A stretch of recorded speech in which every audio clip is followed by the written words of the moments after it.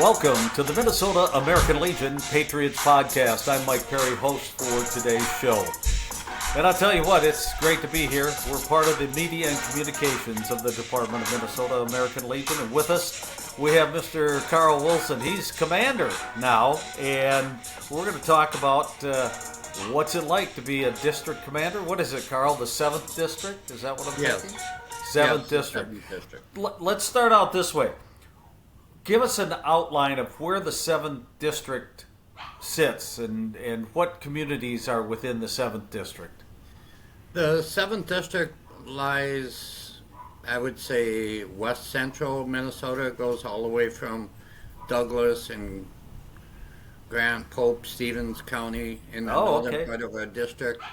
Goes all the way to almost all the way to the North Dakota border, but then it goes all the way down a little past Marshall and Lionel County. So. Okay, all right. So how many posts are within your district that you have some oversight? We have 74 posts in our district. Wow. Wow. I thought it was hectic when I had 54. Yeah. 74. Big and small, obviously. Yes. Yeah. Okay. All right. Go ahead. I was going to say, I would venture to guess that most of them are smaller, under 100 members in each. So okay, and a lot of them do not have post homes. Okay, they use community centers or other buildings to hold their meetings at. Sure. So tell us about Carl Wilson. Tell us about your military background. I was going to say he's a bum, but I joined the military the summer of my junior year, so I was enlisted all throughout my senior year in high school, and then after graduating I went to basic training, and I spent a little over 4 years in the military. I did basic training at Fort Knox, Kentucky, and then I was stationed in Fort Carson, Colorado, and then a couple of years in Friedberg, West Germany. Oh, okay. What branch of service? Army. I thought so. I started as a 19 Echo, which is a M60 tanker, and then in Germany we transitioned into the M1 tanks. Mm-hmm. So, what years were you in? 83 to 1987. Okay, all right. Well, thank you for your service, obviously. Thank you. And so then you came back. Did you immediately join the American Legion then? No, I wasn't even asked to join the Legion until about 11 or 12 years ago. Oh, okay. So I don't know why, but eventually I was asked and thought, well, I might as well try it, see how it goes and stuff. Sure. So what duties have you had in the American Legion? I'm commander of the Brandon American Legion in Brandon, Minnesota. I was area vice commander for a couple of years for Area A in the 7th District, and then last year I was vice commander at large and membership director, and then this year I'm district commander. Okay, all right. So obviously you've been around, you've seen things, and you have some things that you would like to accomplish as district commander. What are they? The main thing is I'd like to get some more younger members into the American Legion. Everybody I work with now, and ask them to do things, and well, I've done it for so long, I want to relax a little bit and let the younger people do it. Well, the younger people aren't joining the Legion for different reasons. Most of them are busy, work full time, and have kids, so they're not quite ready to join. But hopefully we can get more members to join the Legion and stuff. So.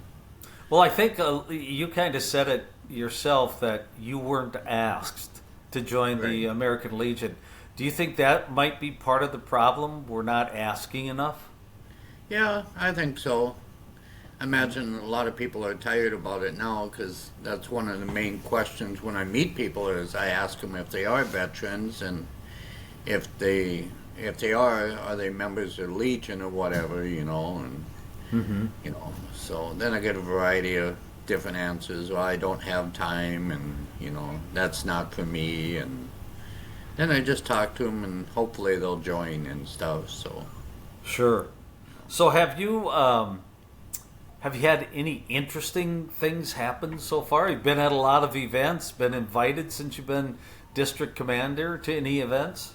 I haven't been to too many events since I've been elected district commander, but I've met a lot of great people. Last year, me and my wife, who's president of the Brandon Auxiliary, Ah, we went down to Charlotte, North Carolina for the national convention last year, and we'll be leaving tomorrow morning to drive down to Louisiana for this year's national convention. So, but we keep pretty busy. I still work full time, and the wife last year she was District 7 auxiliary president, and then this year she's auxiliary Department of Minnesota auxiliary membership director. So oh, busy, busy. and then we started a junior rifle shooting program in Brandon for the 3-point air rifle competition, and we'll be affiliated with the American Legion through that. So tell us more about that. That obviously you have an age group that you work with? We work with eight. The youngest is 8 years old if they can handle the rifles, which are pretty light. They're only 7 pounds and no recoil, but it goes all the way up to 20 years old or a senior in high school. So, I mean, it's basically 18, but if they're still a senior in high school up to the age of 20, they can also compete. And we teach gun safety and, concentration and breathing and stuff. So, How many kids you got involved so far? we're just starting this year, so we're just doing the shooter program, Uh-huh. which is the basic program, and we've only got 4 kids signed up right now. We're hoping that some of the 4-H groups in the area will send over their kids too, so because 4-H has a shooting program also, but they only do it in the summertime, and we're going to run all winter because we have a business owner out of Millerville donated his warehouse that we can go in and shoot. Oh. So we'll be inside all winter shooting. So And sometimes yeah, sometimes people think, well, does my mom or dad have to belong to one of the Legion family as a member? They don't, do they? No. Any kid that wants to join can join. One of the new members we got this year, she's actually homeschooled, and her dad had been a Legion member in the past, but he's not current right now, so I'm hoping to get him into my post in Brandon, but they don't have to be a Legion member. So. Oh, that's good. It's what else does some of your posts do in the area that is noteworthy to the communities? So that's hard to say. I mean, they do so much. The Montevideo Post in Montevideo, Minnesota, they were instrumental in getting the new veterans home in their town, which is going really strong. So they're really big into that, and What are some of the key things your local post that you're commander of? We don't do much in the local post. We only have 54 members, and the average age is probably 75. Oh, so they put their time in already. Yeah, they've put their time in and stuff, but We do the parades, and we also have a Memorial Day program in the summer, and then in the wintertime we have what's called Turkey Bingo.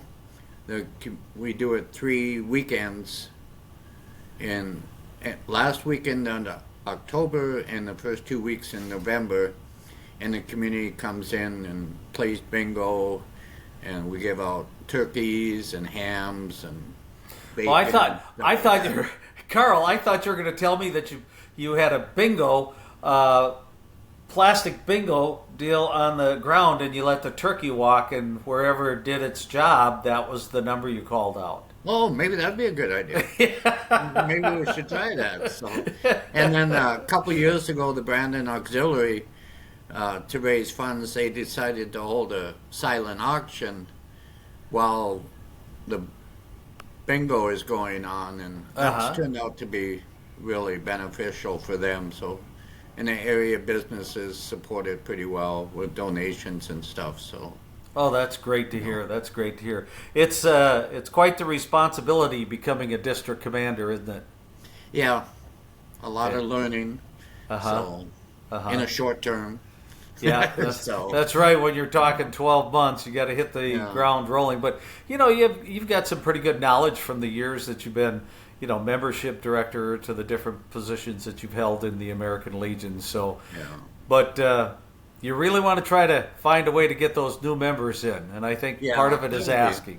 Yeah. So, and then this year my commander's project is Soldier 6 out of the cities. They train service dogs for veterans with PTSD and anxiety and stuff. And part of the reason I picked them is they also do it for law enforcement, firefighters, EMS, first responders, correctional officers. So it's not. They do a lot for their whole community. So it's called Soldier 6, and what kind of funds are you trying to raise this year for that? Well, I'd like to be able to raise $10,000, but I know that's good. Being in the 7th district, and land-wise, we're a big district. Right. Member-wise, I would say we're a smaller district. So it's going to be hard, but 10,000 should be enough to train one dog. I think it's 6,000 or 8,000 to train one dog. Well, I think if anybody could be the guy to facilitate $10,000, all you have to do is pick up the phone and call people and say, "Hey, come on, let's get this thing done." So sounds like a great program. Sounds like I'd not heard of it before. So this sounds like something really unique to help get a dog trained for somebody that has PTSD. Yeah. So, and like National Commander Dan Seaffer, always stresses, be the one. Well, maybe that one dog will be the, be the one for a veteran suffering PTSD and stuff. So, super. It's another tool that can be used to stop suicide prevention in our veterans. Yep, absolutely, and that's so very important. Anything else that I've missed that we want to talk about, Carl? Well, I'd just like to mention our new commander, department commander, Dr. Carl Moon. He asked me, because I guess he got word of what I did with the junior shooting program in Brandon. He's asked me to be the chairman for the junior shooting sports for the department. Oh, great. And there's a fund, it's called Fund 87, that's strictly for the junior shooting sports. And I'd like to raise as much money for that program as I can, because if a post would like to start a junior shooting program and they don't have the funds, they can request money from this Fund 87 to help get the equipment lined up and stuff. Because it's about $1,800 to equip one student. Oh, it is? Yeah. Okay. I mean, granted, some of the equipment can be used from year to year, but initially it's about $1,800. Okay. And that's called Fund 87. Yes. So if there's somebody out there looking and they're sports enthusiasts and want to see some kids get involved in this, they could send a check to the Department of Minnesota American Legion, designating it in the memo as Fund 87. 87. Yeah. Great, super. Well, it sounds like you've got yourself rocking and rolling here for the next 10 months as district commander. Good luck. Bring back some good information from down south, would you? Thank you. I hope too. So. All right, Carl. It's see you later. All right. We've been speaking with 7th District Commander for the American Legion, Department of Minnesota, Carl Wilson. He's got some things to do, and I'm sure he's going to get it done. Join us next time. And until then, this has been the Patriots Podcast, a presentation of the Media and Communications Department of the American Legion, Department of Minnesota. I'm Mike Parry. Until next time, be the one